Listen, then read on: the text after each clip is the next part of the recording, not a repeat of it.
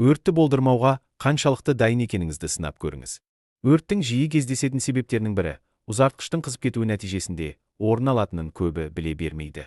Үй иелері міндетті түрде ұзартқыштың қаншалықты жүктемені көтере алатынын білуі тиіс. Ұзартқыштың сымының қалыңдығына байланысты өткізе алатын максималды тоқ күші мен қуатына аса назар аударып жүріңіз. Ал енді сұрақ.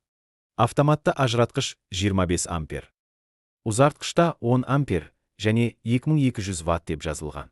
Бір мезетте ұзартқышқа электр шайнегі мен кондиционерді қосты.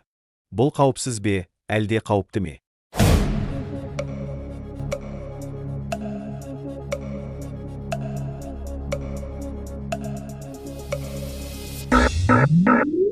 Бұл қауіпті.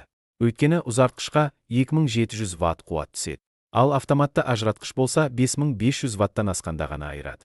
Нәтижесінде ұзартқыш сымы ысып, өртке ұласу қаупі бар. Көріп отырғандарыңыздай, ұзартқышқа артық жүктеме түсіру өте қауіпті. Сондықтан бірнеше тұрмыстық техникаларды қосар кезде, олардың қуаттарының қосындысы ұзартқыштың шекті қуатынан асып кетпейтініне көз жеткізіңіз.